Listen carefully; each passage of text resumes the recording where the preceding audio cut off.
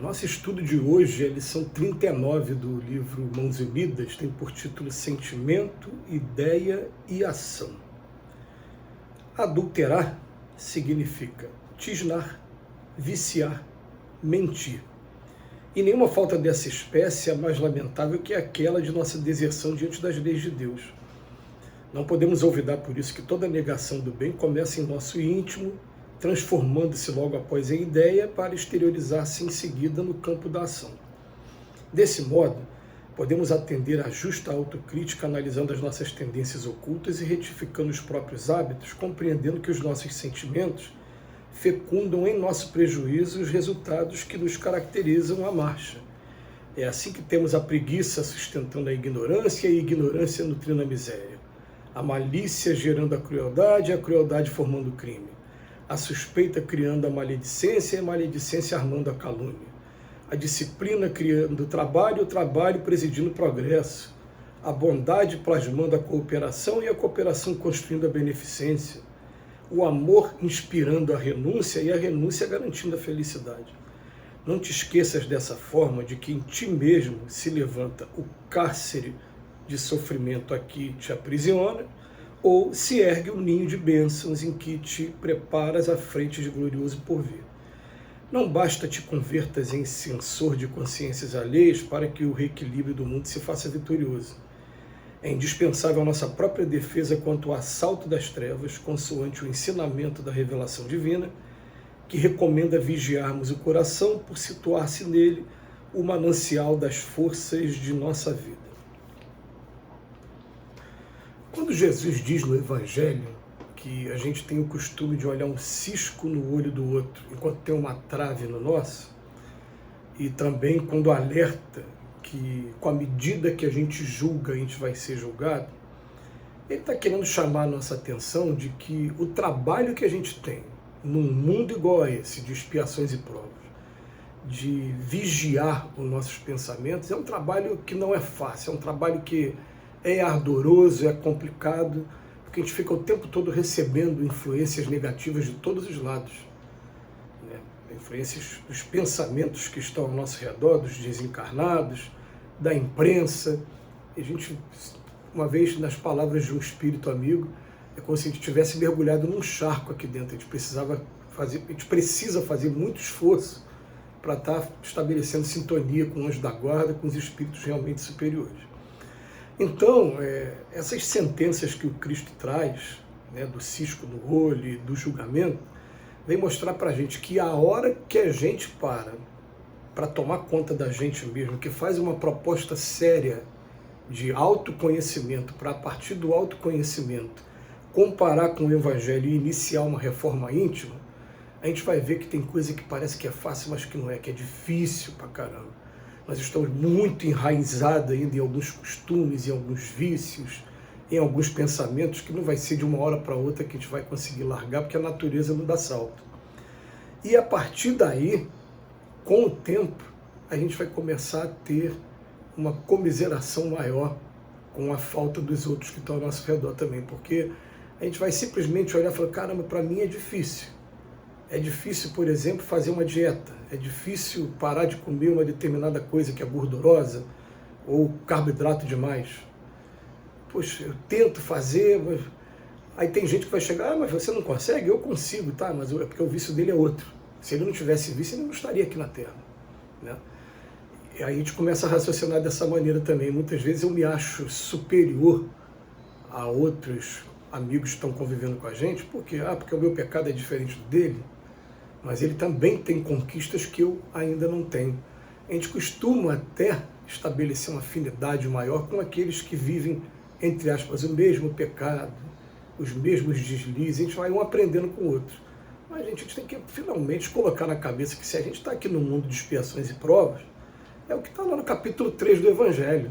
Esse mundo se assemelha a um hospital, a uma penitenciária, a uma região insalubre. Então, quem está passando por fora desse mundo agora, como espírito e olhando para a gente, está olhando para a gente com o mesmo olhar de quando a gente passa em frente ao hospital e vê que tem um montão de doentes lá dentro, ou que tem um monte de gente cumprindo pena nos presídios, ou que tem um monte de gente em regiões insalubres ainda tendo que fazer um monte de coisa, ainda botar saneamento básico, energia elétrica, encanar a água, fazer aquela parte toda, é isso. Isso vai fazendo com que a gente se sinta mais humano, e quanto mais a gente se sente humano, mais a gente vai aprendendo a respeitar o outro ser humano também. E quando a gente vence essas dificuldades, a gente até fica com pena de quem está passando e procura estender a mão, aí a vida começa a ficar interessante. O Emmanuel vem traçar para a gente hoje, né, vamos botar assim, um fluxograma, mostrando para a gente, olha, tudo começa na gente, aquilo que vai escravizar lá na frente ou aquilo que vai trazer liberdade, progresso. Tudo começa no campo íntimo, se transforma em pensamento, de pensamento pode se transformar em palavras ou pode se transformar em atitudes, entrar no campo de ação. E o Emmanuel, ele coloca alguns parágrafos aqui que agora, a gente lendo muito rápido, foram 6 parágrafos, mas que coloca a gente para meditar, né, para estudar e para ler com calma depois. Ó. A preguiça vai sustentar a ignorância. Eu estou preguiçoso, eu não vou me instruir, vou continuar na ignorância. E a ignorância é que vai nutrir a miséria. Olha o fluxograma que tem. Ele começa 3 negativos, né? Olha o segundo negativo. A malícia vai fazer com que eu me torne cruel, e a crueldade vai fomentar o crime. Ou então a suspeita, eu estou suspeitando de alguém, vai criar em mim a maledicência. A maledicência vai acabar armando a calúnia. Agora ele fala de 3 positivos. A disciplina vai criar o trabalho vai presidir o progresso. A bondade vai plasmar a cooperação, e a cooperação vai construir a beneficência. E o amor vai chegar na renúncia, e a renúncia vai garantir a felicidade de todos, porque o Emmanuel tem vários momentos que ele fala isso. A gente vai conseguir construir a nossa felicidade quando tivermos uma dedicação maior e construir a felicidade daqueles que estão próximos da gente. Aí eles naturalmente vão se encarregar de construir a nossa felicidade também. Mas o Emmanuel fala aqui, ó, não te esqueças de que é em ti mesmo, ou você está levantando cárcere, aí, a prisão para muito tempo, ou você está criando o ninho de bênçãos. Começa da gente. Então, o vigiar e orar tem que começar na gente. Mas a gente prefere o tempo todo criticar o próximo, né? Ele fala aqui para a gente, né?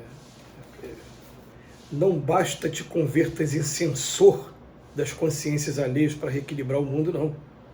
É indispensável que eu vigie e policie o tempo todo dentro de mim mesmo, para ver se eu não estou começando a tomar um desses caminhos negativos que daqui a pouco vão criar prisões, cárceres lá na frente. E aí sim, quando eu começar a fazer esse esforço mesmo, a gente vai bater na mesma tecla. Eu falo isso por mim. Quando a gente começar a fazer esse esforço para domar essas más inclinações que a gente ainda tem, para poder ter o conhecimento dessas más inclinações, a gente precisa, sim, estabelecer uma disciplina de estudo do Evangelho. Que é o Evangelho que vai me lembrar que eu preciso ser manso e pacífico, que eu preciso ser misericordioso, que eu preciso ser humilde, pobre de espírito, que eu preciso tomar esse caminho, né, de perdão, perdoar 70 vezes 7, de oferecer a outra face. É esse caminho que vai permitir que eu me estude e fale, meu Deus, eu não consigo fazer isso ainda. Que eu não durma na hora que Jesus me convoque, como dormiram Pedro, Tiago, que eu esteja ali sempre alerta. O estudo do Evangelho vai o tempo todo estar convidando a gente a uma reflexão sobre nós mesmos. Então, o que a gente precisa ir muito, estudando lições como essa, se a gente quer realmente ajudar as pessoas que estão ao nosso redor, a gente precisa, em primeiro lugar, cessar a crítica e simplesmente colocar as mãos para auxílio o tempo todo. E, ao mesmo tempo, estar policiando também a gente, porque a gente vai colocar uma coisa, né, da pedagogia. O primeiro requisito de um educador é ele se educar. Se ele não for educado, como é que ele vai passar a educação? O trabalho de auto-reforma, ele é um trabalho que é contínuo e até mesmo quando a gente consegue progresso na nossa reforma íntima, a gente consegue auxiliar aqueles que estão ao nosso redor também. Que Jesus nos abençoe hoje e sempre.